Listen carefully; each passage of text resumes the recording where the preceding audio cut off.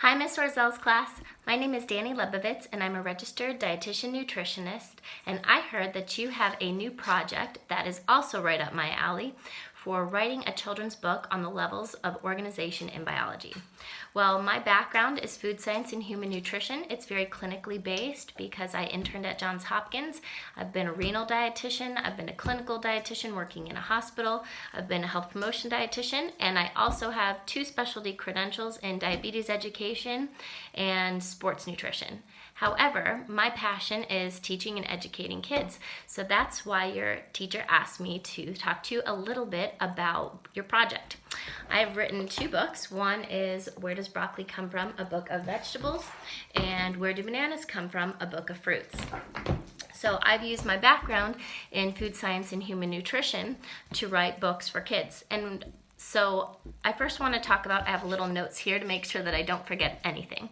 I first want to talk to you a little bit about writing a children's book, and then I'm going to talk to you a little bit about a topic that you're learning about in class, which is our macronutrients, and a little bit about fruits and veggies at the end. So, writing a children's book is super fun. The first thing to keep in mind is who your audience is. So, think about the average reading age or reading level and what might interest them. So get into the mindset of who your audience is. The next thing I would do is write an outline. What are you writing about? So are you writing about, in my case, I'm writing about food, and you guys are writing about the levels of organization in biology. So what important points do you want to highlight? And then after you make your outline that's audience oriented, you should fill in the content. So that requires a lot of research. You always have to be accurate. The next thing is, how are you going to bring those really important concepts to life? So what are you going to do to get your messages across? And then there's a whole ISBN and copyright process. So real quickly with my books, this first one, the one that I'm going to highlight is Where Does Broccoli Come From? A book of vegetables. Well, the first thing you want to know is, what is a veggie? The very basic level. And the next thing you want to teach about is, how do they grow? So that would be photosynthesis. And then, what are the parts of the vegetable or the plant that you can eat? So it's thinking about and organizing that content in a very logical manner, and then filling it in with information that would resonate or make it understandable for your audience. So that's writing a children's book. The next is macronutrients. There are 3 macronutrients. I bet you can name them. Can you name them? Carbohydrate, protein, and fat. Carbohydrates can essentially be broken down into 3 categories.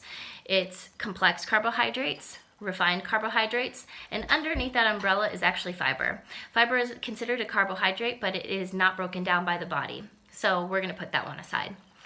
Complex carbohydrates versus refined carbohydrates. Well, refined carbohydrates is a really fancy, nice way of saying that somebody else has broken down this carbohydrate for you. So complex carbohydrates are things like your whole wheat breads, your brown rice, whole grains. Your refined are your white bread, white rice, things that aren't your whole grains. So other ideas of whole grains would be popcorn, oatmeal, things like that. Which one do you think are better? Well, it's one that your body has to work to break down, so I would choose more whole grains or complex carbohydrates versus the refined, because carbohydrate in the body, if you break it down to the smallest molecule, breaks down into sugar. So all carbohydrates break down to sugar in the body. The next is your protein. Protein is the building blocks of amino acids, and you find that your protein-rich foods include your animal proteins such as fish, chicken, meat, or any or poultry. You also have beans and nuts and seeds. Those are also high in protein as well. Your legumes. Next one is your fats. There are several different categorizations of fats, but just very quickly, you have your saturated fat, your monounsaturated fat, your polyunsaturated fat, and underneath those umbrellas there is even more little branches. And so that's fats. Next, the thing your Miss Orzel asked me to talk about is enzymes. Enzymes are a chemical reaction in the body, and they are used to break down foods in the body. And so in order to break down protein and use protein in the body, then you would need an enzyme to do that with, like a protease. Same with fats. There are different enzymes that help you break down all the foods in your body. And the last thing to talk about is fruits and veggies. One thing I want to mention about fruits and veggies is why you should eat your fruits and veggies. Well, every food does something for your body. So we know our macronutrients are the big pieces, but we need to talk about the little pieces, and those are your phytonutrients, your vitamins, and minerals.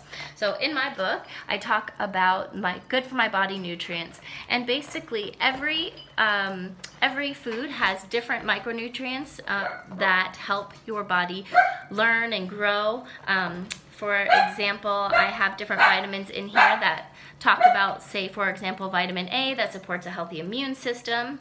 Vitamin B3, also known as niacin, supports many functions in the body, from assisting with digestive health to supporting your body's nervous system. Vitamin K helps clot or stop bleeding. Iron is a mineral that works like the big yellow school bus, transporting blood and oxygen all over your body.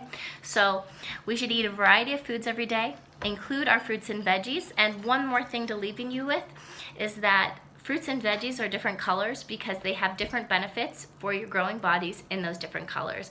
And it's really fascinating. You can kind of predict what vitamins, minerals, or antioxidants certain foods are going to have simply based on their color alone. I hope that this video was helpful and gives you some new tips and tools, not only for your new project on writing a children's book, but also on nutrition in general. Thanks for your time.